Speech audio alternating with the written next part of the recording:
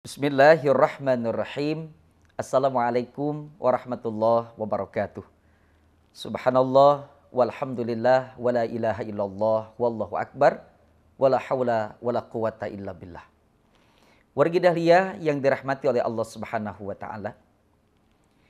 Semoga Allah Rabbul Alamin menjadikan kehidupan kita menjadi kehidupan yang baik. Hari ini harus lebih baik daripada hari kemarin. Semoga Allah tetapkan kebaikan dan keistiqomahan bagi kita semua, insya Allah. Thayyib, wargi dahlia yang diberkahi oleh Allah Subhanahu wa taala.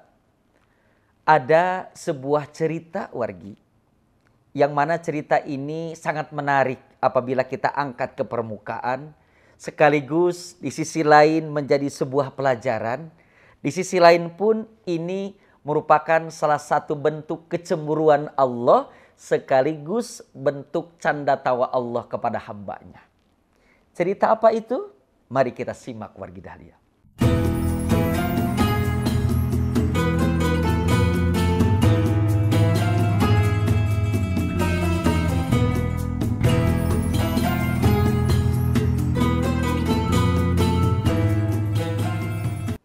Ada seorang sahabat dari Rasulullah SAW.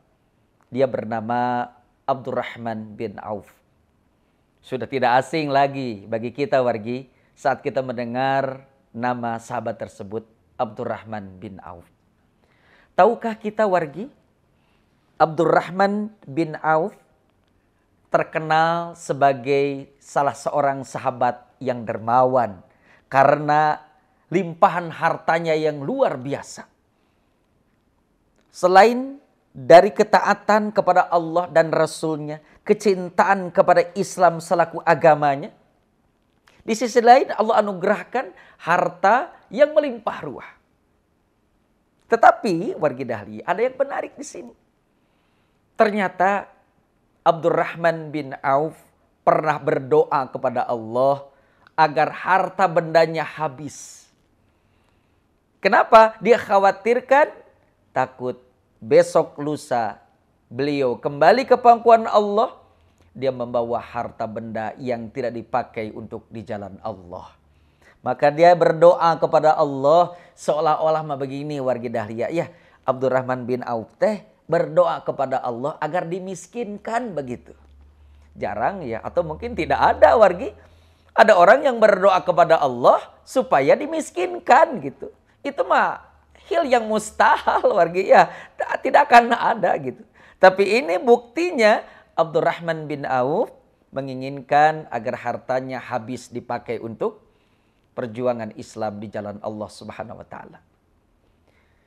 Singkat cerita wargi, suatu hari Abdurrahman bin Auf bermohon kepada Allah agar hartanya habis, tidak tersisa dipakai untuk kepentingan agama. Nah, kebiasaan Abdurrahman bin Auf ini wargi, beliau itu selalu memborong panen kurma dari sahabat-sahabat yang lain dengan harga yang spektakuler, dengan penawaran yang tinggi wargi dahlia yang dirahmati oleh Allah Subhanahu wa taala. Nah, suatu ketika saat musim panen kurma akan tiba, berarti kebun-kebun kurma itu sudah mulai matang kurmanya wargi dahlia ya, matang tuh. Mungkin beberapa saat ke depan akan panen kurma. Qadarullah wargi dahlia, ternyata tiba-tiba ada perintah untuk perang jihad di jalan Allah. Otomatis seluruh para sahabat Nabi sallallahu alaihi wasallam berangkat perang membela agama. Otomatis apa yang terjadi wargi? Otomatis kebun yang akan dipanen teh jadi kan diterlantarkan gitu wargi dahlia. Tidak ada yang memperhatikan, mengawasi, atau mungkin tidak ada yang memanen. Karena apa? Karena pemiliknya ikut perang. Maklum wargi dahlia, ya ada aja perasaan seperti manusia biasa. Para sahabat tuh, aduh ini pohon korma teh gimana buahnya? Sebentar lagi panen, wah ini pasti buruk, gitu ya. Nah, selepas perang selesai, benar saja wargi dahlia, mereka pulang. Dan ternyata kebun-kebun kurmanya, buah kurmanya dari hasil panennya busuk semua wargi dahlia. Jadi tidak ada apa? Tidak ada sedikit kurma pun yang baik untuk dijual. Lalu para sahabat di antara mereka yang memiliki kebun kurma pun merasa putus asa. Wah, sekarang mah katanya ya panen kurma tahun sekarang mah gitu. Pasti rugi gitu wargi.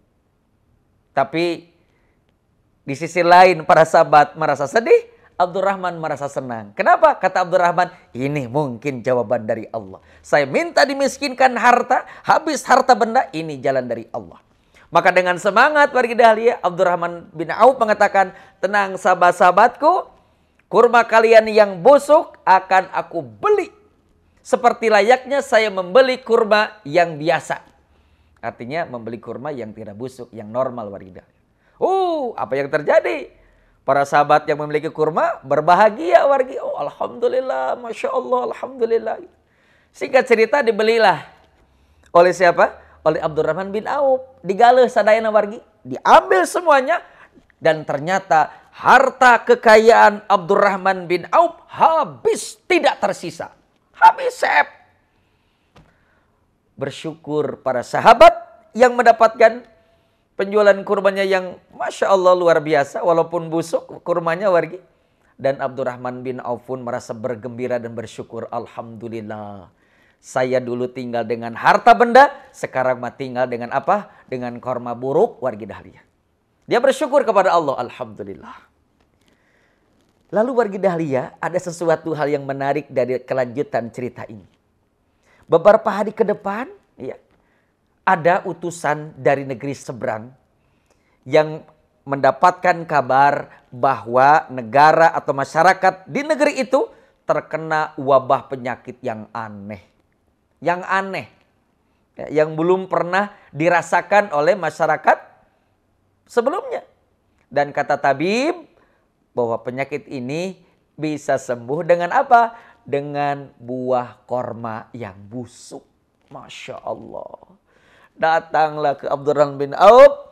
Kemudian katanya, saya beli korma busukmu dengan harga 3 kali lipat. La haula wala quwata illa billah. Akhirnya diborong semua oleh utusan dari negeri seberang. Membeli kurma busuk yang dibeli oleh Abdurrahman bin Auf kepada para sahabat-sahabat yang memiliki kebun kurma. Alhasil, la haula wala quwata illa billah. Yang tadinya Abdurrahman sudah bersyukur hartanya habis.